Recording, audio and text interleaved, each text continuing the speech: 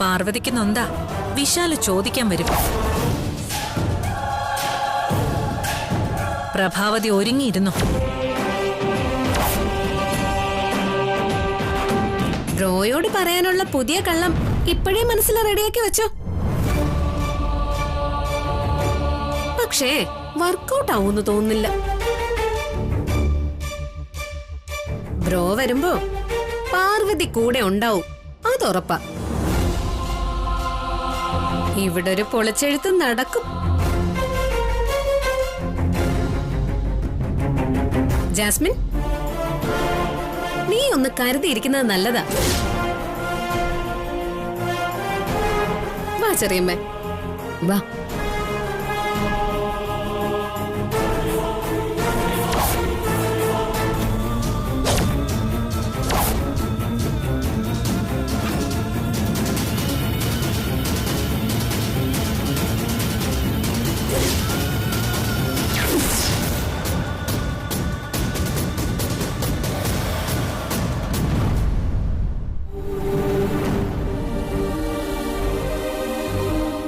ഇത്ര ആലോചിക്കുന്നേ? കുറെ ദിവസം നീണ്ടു നിൽക്കുന്ന പൂജയോ? അതെന്താ പൂജയാ? വിപിൻ സാർ കള്ളം പറഞ്ഞതാ. ഫോണും തന്നെ. വിപിൻ സാറിനെ ഒന്നുകൂടെ വിളിക്കട്ടെ. നീ 30 രൂപയ്ക്കാ ചാർജ് ചെയ്ത് തന്നെ. ആ കാശിനുള്ളത് നീ സംസാരിച്ചും കഴിഞ്ഞു. ഇനി സംസാരിക്കണമെങ്കിൽ വീണ്ടും ചാർജ് ചെയ്തതാ. അമ്മയുടെ കാശ് കൊടുക്കുന്ന 50 രൂപ അടിച്ചു മാറ്റി തരാം. നീ ഇപ്പൊ ഫോൺ താ, ഒന്നുകൂടെ വിളിക്കട്ടെ. കാശ് തരണം. തരാന്ന് പറഞ്ഞില്ലേ? എന്തൊക്കെയോ അറിഞ്ഞതുപോലെ സംസാരിക്കാം. അപ്പൊ വിപിൻ സാർ സത്യം പറയും.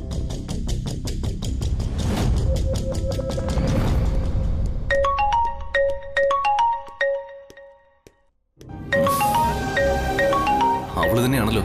ഇവക്ക് വേറെ പണിയൊന്നുമില്ലേ, ചുമ്മാ ശല്യം ചെയ്യാൻ. ഹലോ, ഞാൻ പറഞ്ഞതല്ലേ പാർവതി വന്നിട്ട് വിളിക്കാമെന്ന്. ഞാനൊരു മേൽശാന്തിയുടെ കൊച്ചുമോളാ. അതിന് ഞാനെന്ത് വേണം? ദിവസങ്ങളോളം നീണ്ടു നിൽക്കുന്ന ആ പൂജയുടെ പേര് ഒന്ന് പറഞ്ഞു തരൂ. അത് എനിക്കറിയില്ല. പാർവതിയോട് പൂജയുടെ പേരൊന്നും ഞാൻ ചോദിച്ചില്ല.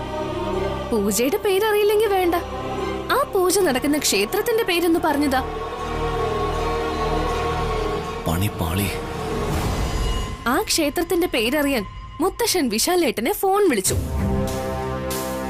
വിശാലേട്ടൻ വ്യക്തമായി ഒന്നും പറയാത്തതുകൊണ്ട് അവിടെ എന്തോ പ്രശ്നമുണ്ടെന്ന് പറഞ്ഞ് മുത്തശ്ശനും അമ്മയും കരയുക. ഞങ്ങളൊരു വണ്ടി പിടിച്ച് അങ്ങോട്ട് വരാൻ തുടങ്ങുക. എന്ത് കള്ളിയാടി നീ? നാവെടുത്ത കള്ളേ പറയൂ. ഈശ്വര, അവരിവിടെ വന്ന വിശാലേട്ടനെ കൊണ്ട് വേറെ വിവാഹം കഴിപ്പിക്കാൻ നോക്കിയതും പാർവതിയെ പോലീസ് പിടിച്ചതൊക്കെ അവരറിയും. അങ്ങനെ അറിഞ്ഞാൽ വലിയ പ്രശ്നമാവും. എന്താ ഇപ്പൊ ചെയ്യാ? ഹലോ, വിപിൻ സാറെ കേട്ടില്ലേ? ഞങ്ങൾ അങ്ങോട്ട് വരാൻ പോവാന്ന്. അത് പല്ലവി, പാർവതി ക്ഷേത്രത്തിൽ പോയിരിക്കുകയാണെന്ന് ഞാൻ കള്ളം പറഞ്ഞതാ. പാർവതി പോലീസ് സ്റ്റേഷനിലാ. പോലീസ് സ്റ്റേഷനിലോ? നീ ഇവിടെ വന്നപ്പോ ഒരു ജാസ്മിനെ കണ്ടില്ലേ? ആ, നല്ല കലക്കൻ ഭംഗിയുള്ള വസ്ത്രം ഇട്ട് നടക്കുന്ന ചേച്ചി. ആ, അവള് തന്നെ. അവളും പാർവതിയും തമ്മിൽ ഒന്നുടക്കി. ജാസ്മിൻ പാർവതിയുടെ പേരിൽ പരാതി കൊടുത്തിരിക്കുക. അയ്യോ, എന്റെ ഉദയനാരമ്മേ. എന്നിട്ട് അതിന്റെ കാര്യം സംസാരിക്കാൻ പാർവതി പോലീസ് സ്റ്റേഷനിൽ പോയിരിക്കുക. പേടിക്കണ്ട, പാർവതി ഒറ്റയ്ക്കല്ല പോയിരിക്കുന്ന, വിശാലേട്ടനും ഉണ്ട് കൂടെ.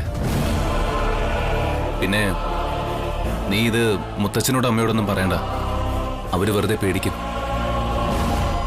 അവരോട് ഇങ്ങോട്ട് വരണ്ട, ഇവിടെ ഒരു പ്രശ്നവും ഇല്ലാന്നങ്ങ് പറഞ്ഞാൽ മതി.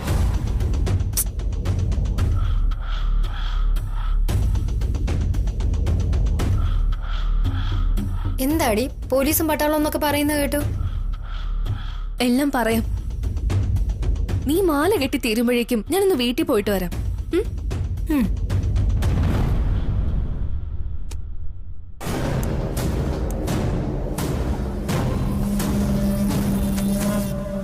നോൺ ബെയിലബിൾ ഒഫൻസ് ആണോ സർ?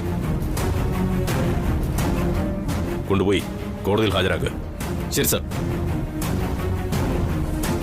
ആ, അവരെയും കൂടി കൊണ്ടുപോയിക്കോ. Okay sir. നടക്കാനല്ലേ നിന്നോട് പറഞ്ഞത്? നടക്ക്. സാറേ പ്ലീസ് വേണ്ട സാറേ.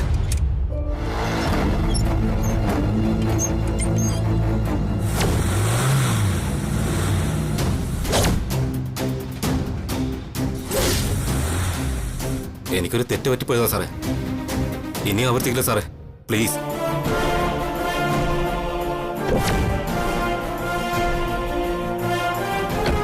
എന്നെ ദയവേത് കോടതി കൊണ്ടുപോകല്ലേ സാറേ, പ്ലീസ് സാറേ. നിനക്ക് എന്തെങ്കിലും പറയാനുണ്ടെങ്കിൽ അതങ്ങ് കോടതി പറഞ്ഞാൽ മതി.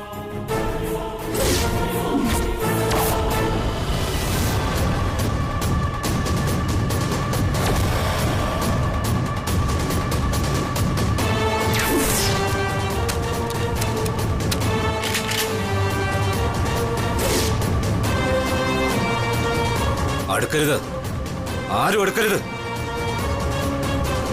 മാറ്.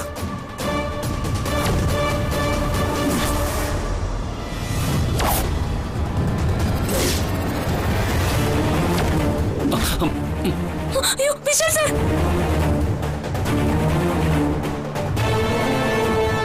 മാറങ്ങോട്ട്. ആരെങ്കിലും തൊട്ടാ ഞാൻ ഇയാളെ കൊല്ലും. മാറിക്കങ്ങോട്ട്. ആരും അടുക്കരുത്. ഇയാളെ ജീവനോടെ വേണമെങ്കിൽ ആരും എന്റെ അടുത്തേക്ക് വരരുത്. ആ നടക്ക്.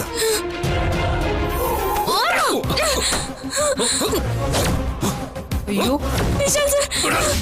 സർ വിടാനോ പറഞ്ഞ.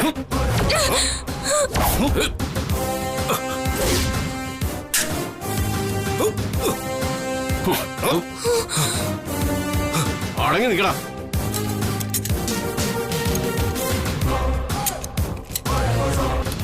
അയ്യോ വിശാൽ സർ. വിശാൽ സാർ ഇവിടെ വന്ന അപകടം ഉണ്ടാവുന്ന ഞാൻ ഈ സാറുമാരോടും വലിയ സാറിനോടും ഒക്കെ പറഞ്ഞതാ. ആരും വിശ്വസിച്ചില്ല. ഉദയന്നൂരമ്മ കാത്തു. വിശാൽ സാറിന് ആപത്തൊന്നും ഉണ്ടായില്ലല്ലോ.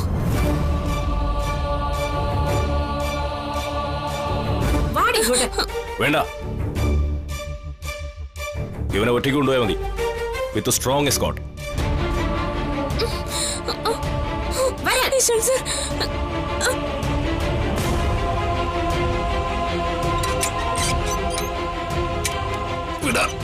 നടക്കണം, അങ്ങോട്ട് നടക്കണം. സർ, ഞാൻ വിശാൽ ഗോപിനാഥ്, പാർവതിയുടെ ഹസ്ബൻഡ്. നിങ്ങൾ ഹോസ്പിറ്റലല്ലായിരുന്നോ? ഡിസ്ചാർജ് ആയതോ അതോ ചാടിപ്പോന്നതോ?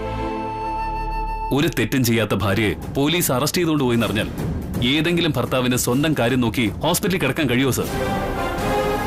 പാർവതി ഒരു തെറ്റും ചെയ്തിട്ടില്ലെന്ന് നിങ്ങൾക്ക് എങ്ങനെ പറയാൻ കഴിയും? എനിക്ക് പറയാൻ കഴിയും സർ. എങ്ങനെയെന്നാണ് ഞാൻ ചോദിച്ചത്. ആ പൂക്കളിൽ കെമിക്കൽ സ്പ്രേ ചെയ്തത് ഞാനാ.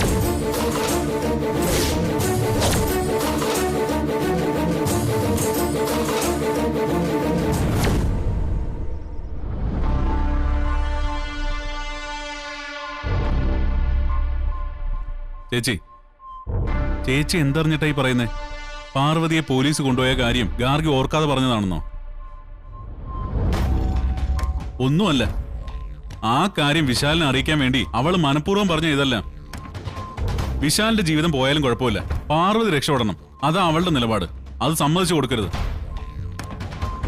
എല്ലാ പെൺകുട്ടികളും കല്യാണം കഴിഞ്ഞ ഭർത്താവിന്റെ ഭാഗത്താ നിൽക്കുക. പക്ഷേ ചേച്ചിയുടെ മരുമോള് മാത്രം നേരെ തിരിച്ചാ. ചാൻസ് കിട്ടുമ്പോഴെല്ലാം ആ വിനയുടെ നെഞ്ചത്തോടെ ചാടിക്കയറാനാ അവൾക്ക് താല്പര്യം. അമ്മായിയമ്മേ പുല്ലുവില, എന്നെ അത്ര പോലും വിലയില്ല.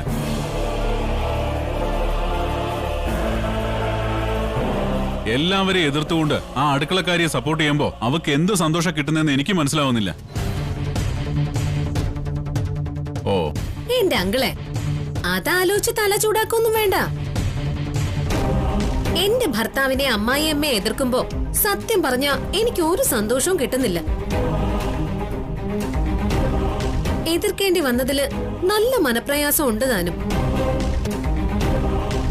പിന്നെ എന്തിനാടി നീ എതിർക്കുന്നെന്ന് ചോദിച്ചാ, ആരെങ്കിലും ചെറ്റത്തരം കാണിക്കുന്നത് കണ്ടാലേ എനിക്ക് എന്നെ തന്നെ പിടിച്ചാ കിട്ടില്ല. നിർത്തടി. ഞങ്ങള് ചെറ്റകളാണെന്നല്ലേ നീ പറഞ്ഞതിന്റെ അർത്ഥം? അങ്ങനെ ഒരു അർത്ഥം ഉണ്ടെന്ന് നിങ്ങൾക്ക് തന്നെ തോന്നിയെങ്കിൽ അതെന്റെ തെറ്റല്ല.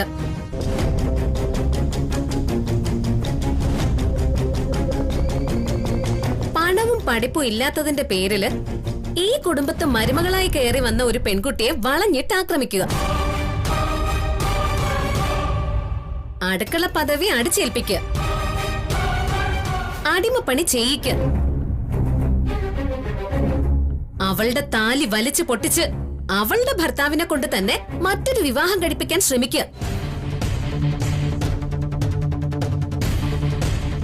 അത് നടക്കാതെ വന്നപ്പോ കള്ളക്കേസിൽ കുടുക്കി അവളെ പോലീസിനെ കൊണ്ട് പിടിപ്പിക്കുക.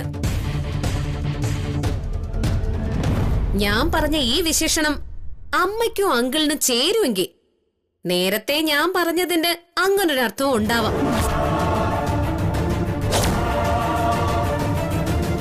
ഇതിനൊക്കെ നിന്നെ കൊണ്ട് ഞാൻ സമാധാനം പറയിപ്പിക്കുന്നുണ്ട്. ആയിക്കോട്ടെ, ആ പാവത്തിനെ സപ്പോർട്ട് ചെയ്തതിന് എന്തൊക്കെ ഫേസ് ചെയ്യേണ്ടി വന്നാലും ഞാൻ അതങ്ങ് സഹിച്ചോളാം. പിന്നെ ഇത്രയും പറയിപ്പിച്ച സ്ഥിതിക്ക് ഞാൻ ചെറിയൊരു അഡ്വൈസ് തരാം. എന്നെ കൊണ്ട് എങ്ങനെ സമാധാനം പറയിപ്പിക്കുമെന്ന് തൽക്കാലം ആലോചിക്കണ്ട. അതിന് ഇനിയും ഒരുപാട് സമയമുണ്ട്. പാർവതിയും കൊണ്ട് വിശാൽ ബ്രോ ഏത് നിമിഷവും കയറി വരും. ബ്രോയോട് എന്ത് സമാധാനം പറയുമെന്നാണ് നിങ്ങൾ മൂന്നുപേരും ഇപ്പൊ ആലോചിക്കേണ്ടത്.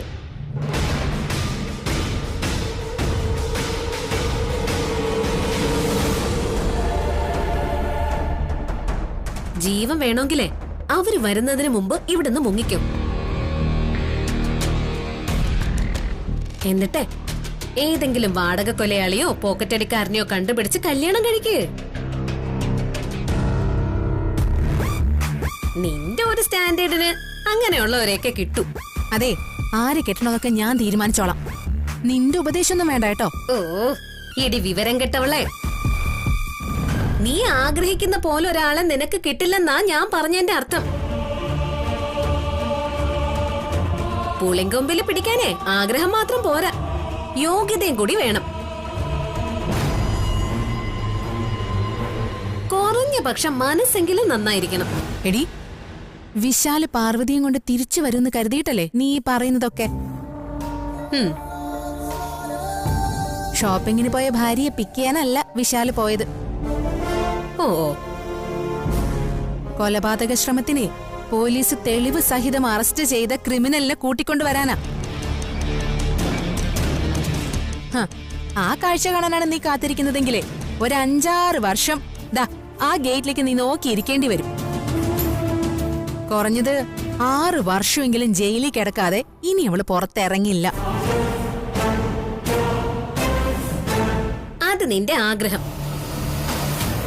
അങ്ങനെ സംഭവിച്ച അറിയാലോ. വിശാൽ ബ്രോ പറഞ്ഞിട്ട് പോയത് നീ മറന്നിട്ടില്ലല്ലോ. പാർവതി ജയിലിൽ കിടന്ന നിന്നെയും നിന്റെ ചേട്ടനെയും കൊന്നിട്ട് വിശാൽ ബ്രോയും ജയിലിൽ പോവുമെന്ന്.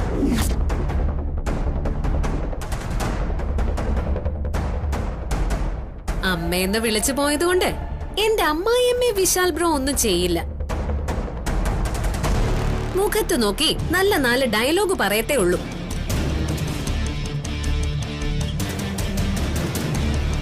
പക്ഷേ അങ്കിളിന്റെ കാര്യം അങ്ങനെയല്ല.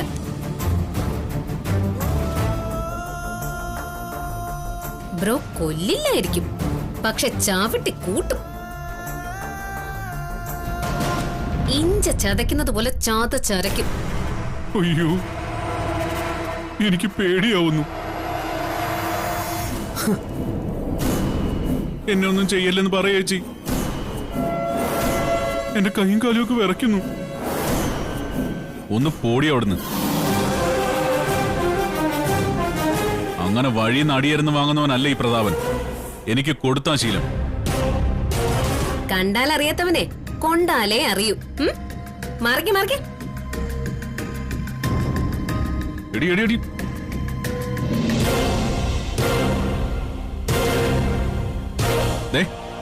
ഇതിനെ ഇനി ഈ കുടുംബത്തിൽ വെച്ച് ഉറപ്പിക്കാനാണ് ഉദ്ദേശം? എത്രയും പെട്ടെന്ന് വിനയോട് പറ ഇവിടെ ഒന്ന് ഡിവോഴ്സ് ചെയ്യാൻ. നല്ല പളുങ്ക് പോലുള്ള ഒരുപാട് വെമ്പിള്ളാരില്ലേ ഈ നാട്ടില്. ഞാൻ ഒപ്പിച്ചുതരാം. ഒരു ഗാർഗി.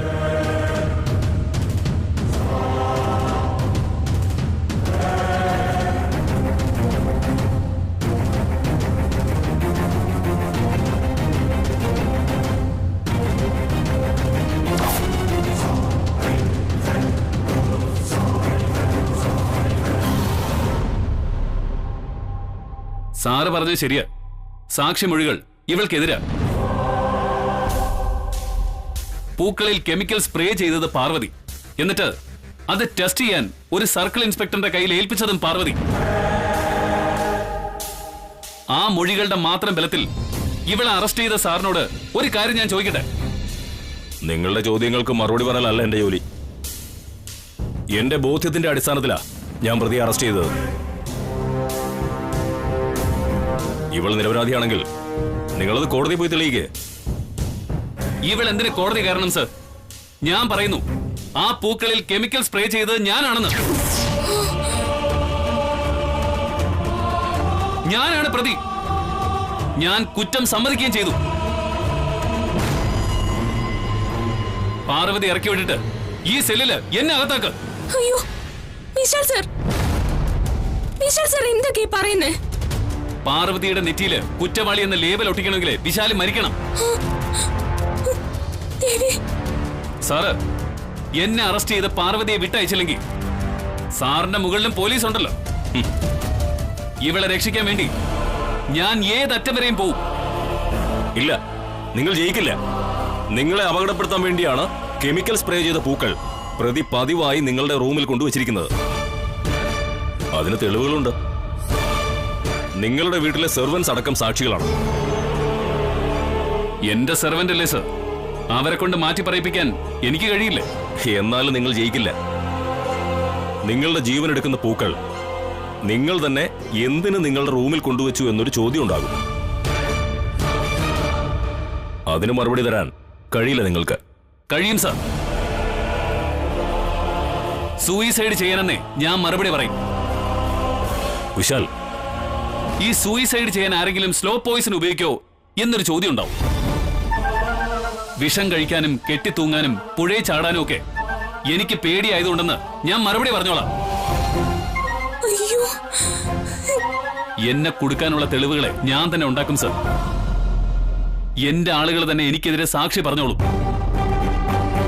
ഞാൻ പറഞ്ഞില്ലേ സർ, പാർവതിയെ രക്ഷിക്കാൻ ഞാൻ ഏതറ്റം വരെയും പോകുന്നു. സാറിനത് ഇപ്പൊ മനസ്സിലായില്ലേ? പാർവതിയെ വിട്ടേക്ക് സർ. എന്നിട്ട് എന്നെ ലോക്കപ്പിലിട. അയ്യോ വേണ്ട, ഞാൻ അതിന് സമ്മതിക്കില്ല. വിശാൽ സാറിനെ ഇതിലിടാൻ ഞാൻ സമ്മതിക്കില്ല. പൂക്കളിലെ വിഷം തളിച്ചത് ഞാൻ തന്നെയാ. പാർവതി, എന്നെ രക്ഷിക്കാൻ വേണ്ടി വിശാൽ സാർ ജയിലിൽ പോവാനോ? ഞാൻ അതിന് സമ്മതിക്കുമെന്ന് വിശാൽ സാറിന് തോന്നുന്നുണ്ടോ? സർ, ഞാൻ എല്ലാ കുറ്റവും സമ്മതിക്കാം. വിശാൽ സാറിനെ ഇല്ലാതാക്കാൻ ഞാൻ തീരുമാനിച്ചു. വിശാൽ സാറിന്റെ സ്വത്ത് സ്വന്തമാക്കാൻ വേണ്ടിയാ. വിശാൽ സാറിനെ ഇല്ലാതാക്കിയിട്ട് ആ കുറ്റം ജാസ്മിന്റെയും അവളുടെ ഏട്ടന്റെയും തലയിൽ കെട്ടിവെക്കാനായിരുന്നു എന്റെ പദ്ധതി.